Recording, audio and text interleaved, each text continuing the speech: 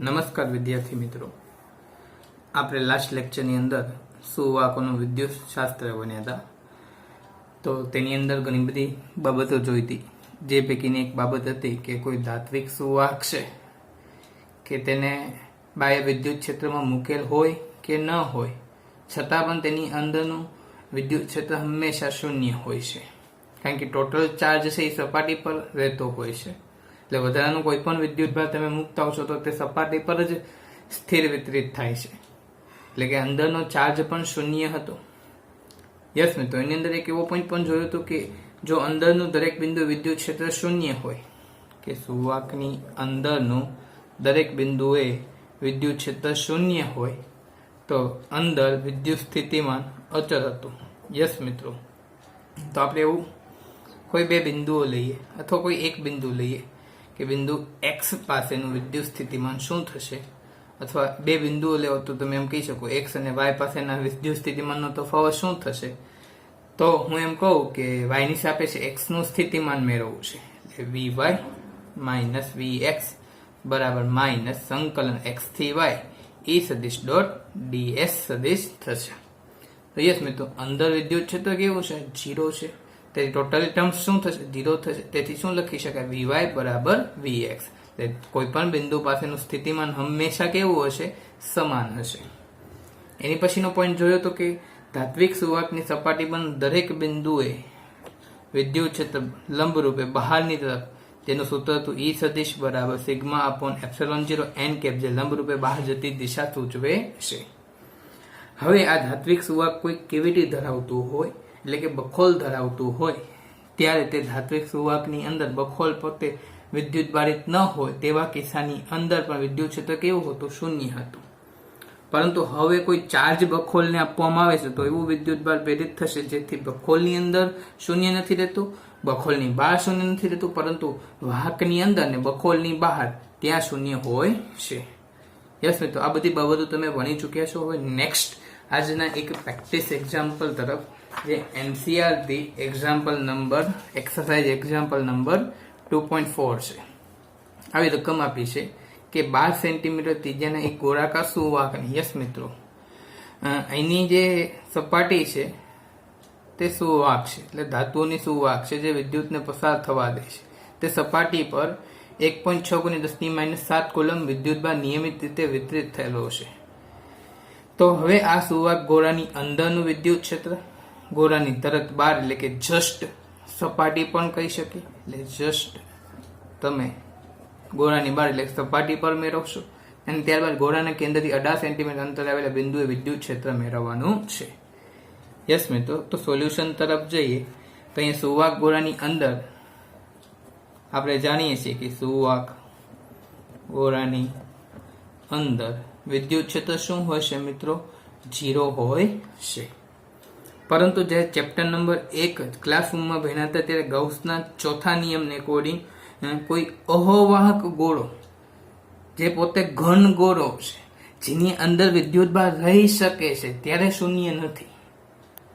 જેને આપણે અવાહક ગોળાની અંદર રહેલો ઘન ગોળાના કિસ્સામાં ભણી ચૂકેલા છીએ. અહીંયા ધાતુ ગોળાની વાત કરતો હોય ત્યારે હંમેશા, યસ મિત્રો, અહીંયા બીજા શબ્દ વડે જો કહેવામાં આવે તો આ ધાતુ ગોળો છે તો હંમેશા વિદ્યુત ક્ષેત્ર અંદર 0 હશે. પરંતુ જ્યારે ઘન ગોળો લેવામાં આવતો હોય તો ત્યારે અંદર વિદ્યુતભાર હોય છે, કારણ કે તેની જે સપાટી હોય છે પોતે અવાહક હતી. યસ મિત્રો, બી વિભાગ તરફ જઈએ તો ગોળાની તરત બહાર એટલે જસ્ટ સપાટી પર, તો ગોળાની સપાટી પર વિદ્યુત ક્ષેત્ર E, જાણે કે બધો જ વિદ્યુતભાર કેન્દ્રમાં કેન્દ્રિત થયેલો હોય અને આ ગોળો પોતે બિંદુ જ વિદ્યુતભાર તરીકે વર્તતો હોય તો વિદ્યુત ક્ષેત્રનું સૂત્ર થશે E બરાબર 1/4πε0 Q/r², જ્યાં r લેશું આપણે મિત્રો 12 સેન્ટીમીટર, એટલે મીટરમાં ફેરવશું એટલે 0.12 મીટર લખશું. યસ મિત્રો, બધી કિંમત આપણી પાસે છે. 1/4πε0 શું આપે કે જેની વેલ્યુ છે 9 × 10⁹ પાવર છે. Q ની વેલ્યુ આપી છે 1.6 × 10⁻⁷ છે, અપોન r² છે, એટલે આપણે લખશું 0.12 નો સ્ક્વેર. તેથી આન્સર મેળવશો તમે કેલ્ક્યુલેશન કરીને તો આવશે 10⁵ પાવર ન્યૂટન પ્રતિ કુલમ્બ. હવે ત્યારબાદ મેળવવાનું છે ગોળાના કેન્દ્રથી 18 સેન્ટીમીટર અંતર આવેલા, તો જુઓ તો આ જે 18 સેન્ટીમીટર અંતર આવેલ કોઈ પી બિંદુ ધારીએ તો આપણે અહીંની શરત થશે R greater than small R. Sorry મિત્રો, બહારના બિંદુની ત્રિજ્યા આર લેશું ગ્રેટર દેન કેપિટલ આર, જે ગોળાની સપાટી છે. યસ મિત્રો, R prime greater than R પણ લખી શકો છો તમે. જે ત્રિજ્યા ધારો, બહારના અંતર સુધીનું જે અંતર ધારો, જે ત્રિજ્યા કરતા શું હશે, મોટું હશે. એટલે આપણે લખીએ કે R small R greater than capital R માટે પી બિંદુએ વિદ્યુત ક્ષેત્ર E બરાબર K Q upon small R square. મિત્રો, જે અંતરે આપણે વિદ્યુત ક્ષેત્ર શોધવાનું છે તે અંતર લેશું. યસ, કે ની કિંમત છે 9⁹ 10⁹ મલ્ટીપ્લાય 10⁹ મલ્ટીપ્લાય ક્યુ ની વેલ્યુ છે 1.6 મલ્ટીપ્લાય 10⁻⁷ અપોન આર આપણને 18 સેન્ટીમીટર એટલે 0.18 મીટર થશે નો સ્ક્વેર. યસ મિત્રો, કેલ્ક્યુલેશન કરશો એટલે આન્સર આવશે 4.44 મલ્ટીપ્લાય 10⁴ પાવર ન્યૂટન પ્રતિ કુલમ. યસ, નેક્સ્ટ એક્ઝામ્પલ તરફ જઈએ. NCERT exercise 2.17.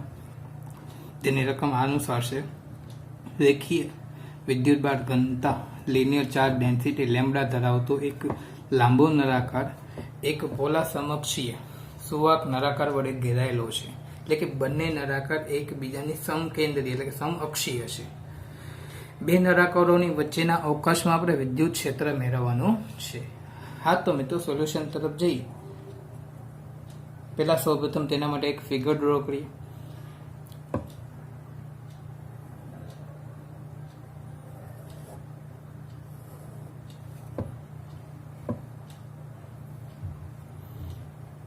એક લાંબો એટલે કે અનંત ચાર્જ ડેન્સિટી લેમ્બડા ધરાવતો એક નળાકાર ધ્યાનમાં લઈએ, જેના પર લેમ્બડા પ્લસ હોવાને કારણે સતત ધન વિદ્યુત ભાર પથરાયેલો છે. યસ મિત્રો, એક પોલો સમઅક્ષીય, તેની સાપેક્ષે એક સમઅક્ષીય, બંનેની અક્ષો એકબીજા પર સંપાત હોય તેવું એક સમઅક્ષીય નળાકાર લેવાનું છે.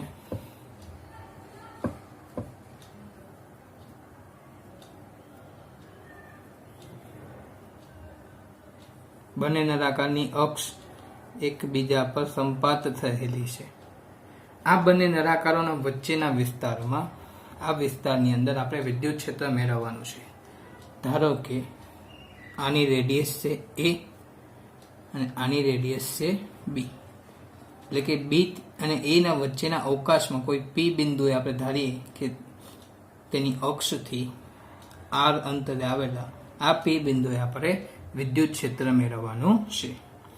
તો સૌપ્રથમ અહીંયા વિદ્યુત ક્ષેત્ર મેળવવા માટે હું એક ગાઉસિયન નળાકાર પૃષ્ઠ વિચારીશ, જેની રેડિયસ હશે R.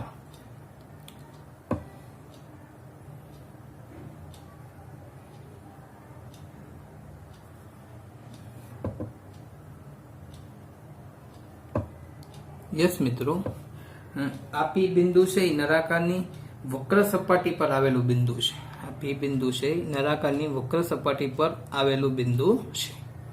યસ, આની આપણે લેન્થ લઈ લઈએ તો આની લેન્થ આપણે ધારીએ છીએ સ્મોલ l જેટલી છે. તો આપણને કીધું છે કે અહીંયા ચાર્જ ડેન્સિટી પર મીટર દીઠ લેમ્બડા કુલમ જેટલી છે. તો l લંબાઈમાં કેટલો ચાર્જ સમાયેલો હશે, કે આ ગાઉસિયન નળાકાર જે આપણે l લંબાઈનો વિચાર્યો તેમાં કેટલો વિદ્યુતભાર રહેલો હશે. તો આપણે લખીએ કે હવે P બિંદુ આગળ ગાઉસિયન નળાકાર સપાટી વડે ઘેરાતો વિદ્યુતભાર Q બરાબર થશે મિત્રો લેમ્બડા L. એટલે તમે એમ કહી શકો 1 મીટર લેમ્બડા છે તો L મીટર કેટલું, તો લેમ્બડા L આપણને તે રાશિને એકોર્ડિંગ મળશે. હવે અહીંયા આપણને 3 જગ્યાએ પસાર થતા ફ્લક્સની મદદથી આપણે અહીંયા વિદ્યુત ક્ષેત્ર મેળવી શકશું. આપણે ગાઉસના પ્રથમ ઉપયોગમાં ભણી જ ચૂક્યા છીએ મિત્રો કે આ વક્ર આચ્છેદના ભાગ પર, સોરી મિત્રો, આ આચ્છેદના ભાગ પર, આ આચ્છેદના ભાગ પર તથા વક્ર સપાટી પર આપણે ત્રણેય જગ્યાએ ફ્લક્સ મેળવશો અને આ ફ્લક્સની મદદથી ત્યાં વિદ્યુત ક્ષેત્ર મેળવશો. ગાઉસના પ્રથમ ઉપયોગમાં આપણે ભણી જ ચૂક્યા છીએ, જે ક્લાસરૂમ લેક્ચરની અંદર આપણે શીખ્યા હતા.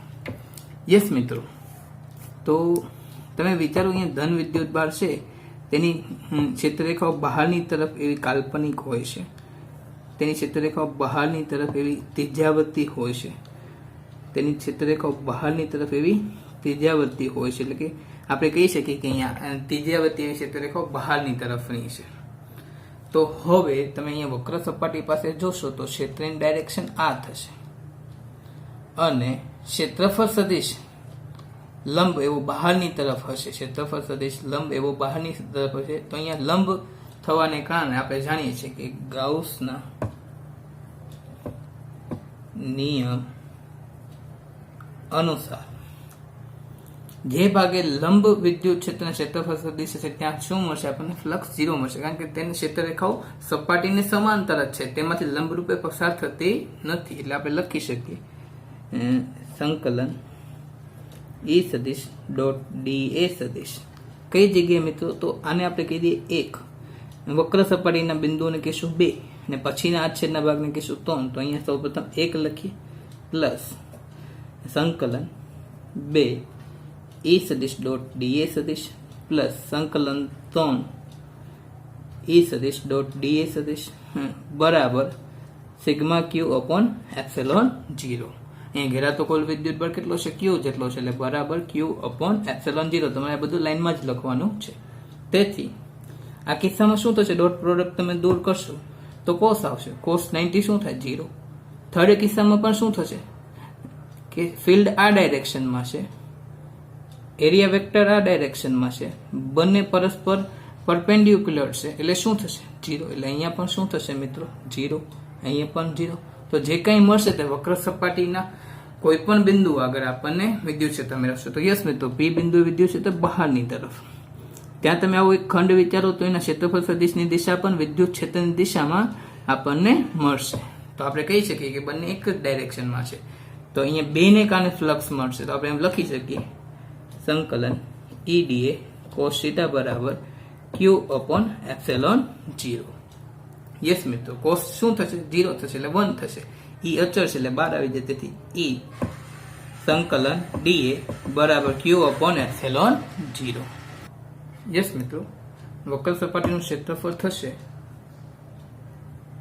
તેથી E સંકલન dA જે કુલ એ આપશે, જે વક્ર સપાટીનું ક્ષેત્રફળ આપશે 2 પાઈ r, લેન્થ થશે L, આપણે સ્મોલ l ધારી છે એટલે આપણે સ્મોલ l લખશું મિત્રો, બરાબર Q upon epsilon 0.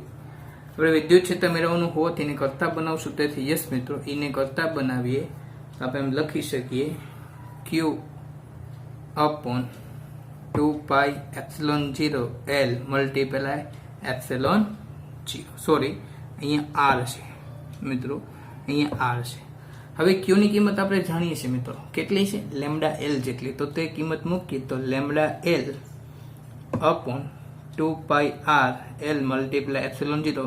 L cancel થશે. યસ મિત્રો, L કેન્સલ થશે એટલે અંશમાં વધશે lambda upon 2 pi epsilon 0 r.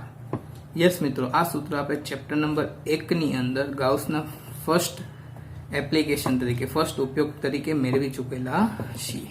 જે ફરીથી આન્સર એ વિદ્યુત ક્ષેત્ર સદિશ સ્વરૂપ લખો તો E સદિશ બરાબર શું થશે? Lambda upon 2 pi epsilon 0 r into r cap થશે.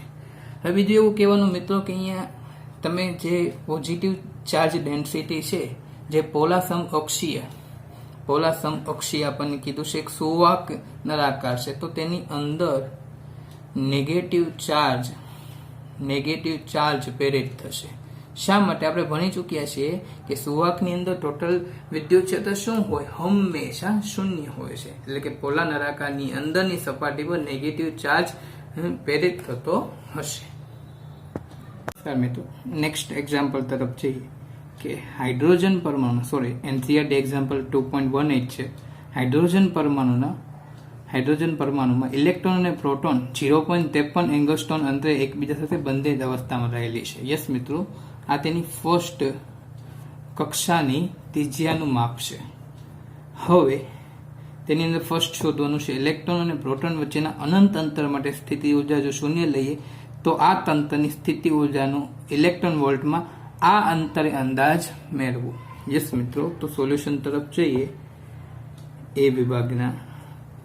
તો સૌપ્રથમ કેન્દ્રમાં રહેલો પ્રોટોન તેની સાપેક્ષે રહેલો ઇલેક્ટ્રોન જે કક્ષામાં ભ્રમણ કરી રહ્યો છે તેના માટેની અનંત અંતરે સ્થિતિ ઉર્જા શું લેશું?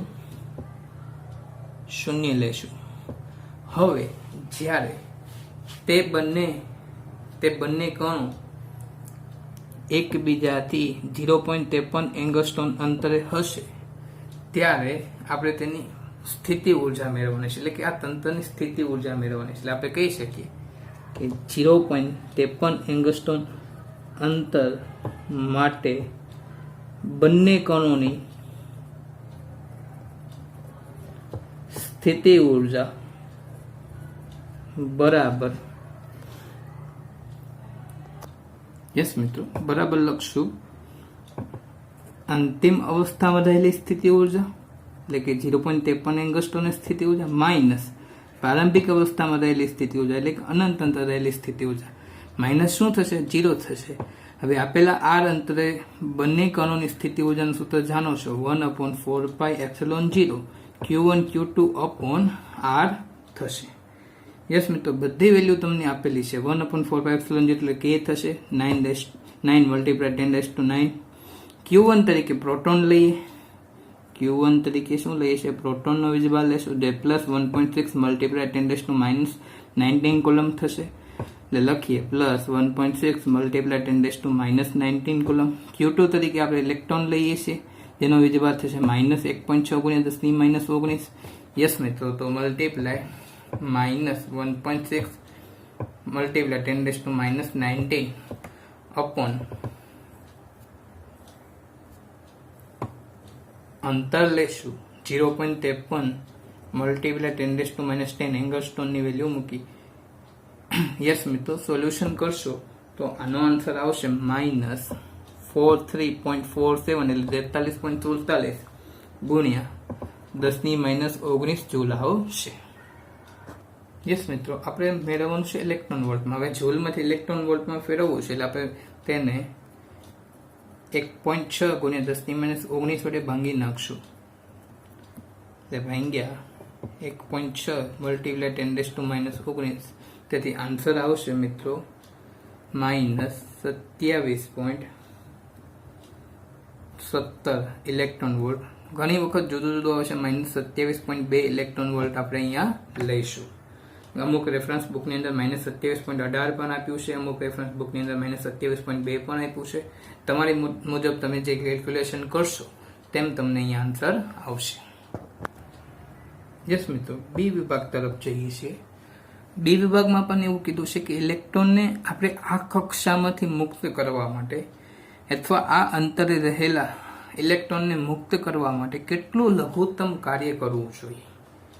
આપણને હિન્ટ આપી છે મિત્રો કે તેની કક્ષામાંની ગતિ ઉર્જા એ એમાં મેળવેલી સ્થિતિ ઉર્જા કરતા કેટલી છે? અડધી છે. યસ મિત્રો, તો આપણે એવું લખશું કે આપેલા અંતરે ઇલેક્ટ્રોનની ગતિ ઉર્જાનું મૂલ્ય બરાબર 1/2 પ્રથમ કેસમાં મેળવેલી પોટેન્શિયલ એનર્જી કરતા અડધી છે. એટલે આપણે એમ કહીશું કે આ યુ કરતા અડધું મૂલ્ય મળશે. તેનું મૂલ્ય લેવાનું છે. યસ મિત્રો, તો હવે યુની વેલ્યુ આપણે મૂકીએ તો માનાંકની અંદર 27.2 ડિવાઇડેડ બાય 2 આન્સર આવશે. યસ મિત્રો, 13.6 ઇલેક્ટ્રોન વોલ્ટ, જે આ કક્ષામાં રહેલી ઇલેક્ટ્રોનની ગતિ ઉર્જા છે. આપણને એ ગતિ ઉર્જા નથી પૂછ્યું કે તેને મુક્ત કરવા માટે કેટલી ઉર્જા મેળવી જોઈએ. તો યસ મિત્રો, આપણે પહેલા સૌપ્રથમ કુલ ઉર્જા મેળવીએ. તો કુલ ઉર્જા આપણે જાણીએ છીએ, કુલ ઉર્જા બરાબર સ્થિતિ ઉર્જા વત્તા ગતિ ઉર્જા અથવા ગતિ ઉર્જા વત્તા સ્થિતિ ઉર્જા પણ તમે લખી શકો છો. યસ મિત્રો, તો મૂલ્ય મેળવે -27.2 પ્લસ 13.6 બરાબર આવશે -13.6 ઇલેક્ટ્રોન વોલ્ટ. યસ મિત્રો, અહીંયા કુલ ઉર્જા કેવી મળી છે? ઋણ મળી છે, જે દર્શાવે છે કે આપેલ ઇલેક્ટ્રોન પ્રોટોનની સંદર્ભમાં બંધિત અવસ્થામાં રહેલો છે. હવે આ ઇલેક્ટ્રોનને મુક્ત કરવા માટે જે કુલ ઉર્જા છે કાં તો તે શૂન્ય થવી જોઈએ, કાં શૂન્ય કરતા વધુ હોવી જોઈએ. એટલે કે બહારથી કોઈક રીતે ઇલેક્ટ્રોનને +13.6 ઇલેક્ટ્રોન વોલ્ટ જેટલી જો ઉર્જા આપવામાં આવે, જેથી કુલ ઉર્જા શું થાય? શૂન્ય થાય. એટલે ઇલેક્ટ્રોન ત્યાંથી મુક્ત બનશે, એટલે કે ઇલેક્ટ્રોનનું આયનીકરણ થશે. યસ મિત્રો, તો અહીંના કિસ્સામાં આન્સર આવશે કે ઇલેક્ટ્રોનને મુક્ત કરવા માટે જરૂરી ઉર્જા એટલે કે કાર્ય કેટલું થશે?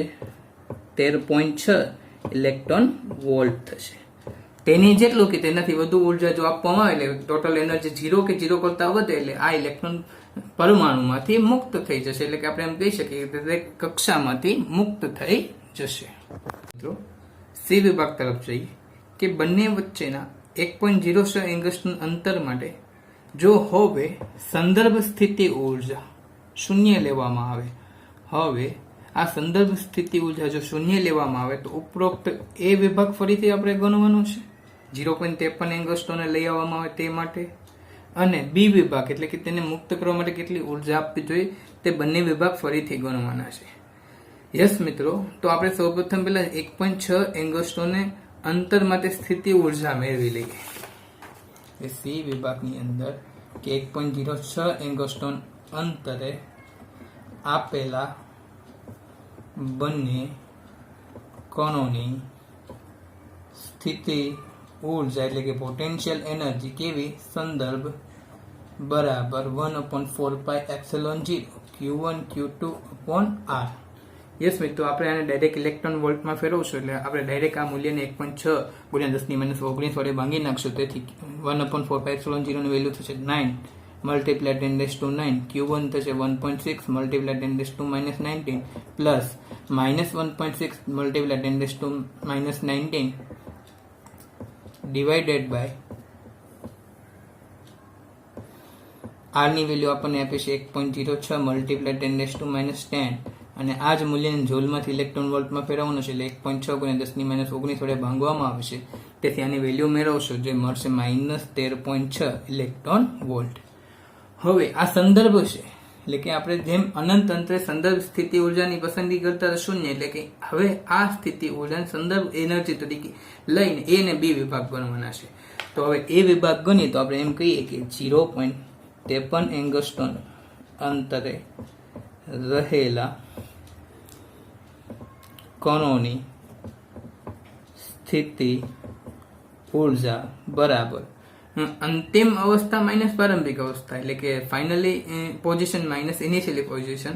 તો ફાઇનલી પોઝિશન કઈ આવશે? 0.53 એંગસ્ટ્રોમને ફરીથી મેળવવાનો છે એટલે આપણે લખશું બરાબર 0.53 એંગસ્ટ્રોમને તેની પોટેન્શિયલ એનર્જી માઇનસ ઇનિશિયલી કઈ હતી. હવે ઇન્ફાઇનાઇટ અંતર નથી લેવાનું, શું લેવાનું છે?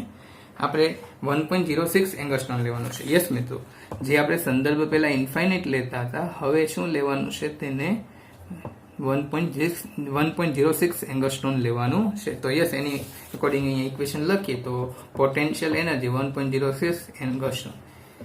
યસ મિત્રો, આ મેળવેલી છે આપણે એમાં કેટલી મળે છે? -27.2 ઇલેક્ટ્રોન વોલ્ટ, એટલે -27.2 ઇલેક્ટ્રોન વોલ્ટ માઇનસ ના માઇનસ. હવે આપણે આ અંતરે પણ સ્થિતિ ઉર્જા મેળવી છે. જુઓ કેટલી છે? -13.6 electron volt. Yes, minus minus plus થશે, -27.2 electron volt plus 13.6 electron volt. Answer આવશે મિત્રો -13.6 ઇલેક્ટ્રોન વોલ્ટ આપણો આન્સર આવશે. હવે 0.53 એંગસ્ટ્રોમ અંતરે રહેલા કણની સ્થિતિ ઉર્જા મેળવ્યા બાદ હવે બી વિભાગની ગણતરી કરી આપણને કીધું છે.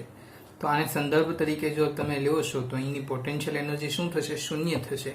એટલે 0.53 એંગસ્ટ્રોમ અંતરે રહેલા બંને કણોની સ્થિતિ ઉર્જા શું થશે? -27.2 ઇલેક્ટ્રોન થશે. એટલે ફર્સ્ટ કેસની જેમ જ જશું કે પોટેન્શિયલ એનર્જી -27.2 ઇલેક્ટ્રોન વોલ્ટ છે. આપેલા અંતરે ગતિ ઉર્જા થશે 13.6 ઇલેક્ટ્રોન વોલ્ટ, ટોટલ એનર્જી થશે -13.6 ઇલેક્ટ્રોન વોલ્ટ. તેથી આપણે કહી શકીએ કે હવેના કિસ્સામાં પણ ઇલેક્ટ્રોનને મુક્ત કરવા માટે જરૂરી ઉર્જા એટલે કે અહીંયા થતું કાર્ય તે 13.6 ઇલેક્ટ્રોન વોલ્ટ જેટલું હોવું જોઈએ કાં તેનાથી વધુ હોવું જોઈએ, જેથી ઇલેક્ટ્રોનની કુલ ઉર્જા શૂન્ય કે તેનાથી વધુ થાય, તેથી આપેલ ઇલેક્ટ્રોન મુક્ત બને. યસ મિત્રો, આને સંદર્ભ તરીકે શૂન્ય લેશો એટલે ટોટલ આપણને તેની પોટેન્શિયલ એનર્જી તો -27.2 ઇલેક્ટ્રોન વોલ્ટ જ મળશે.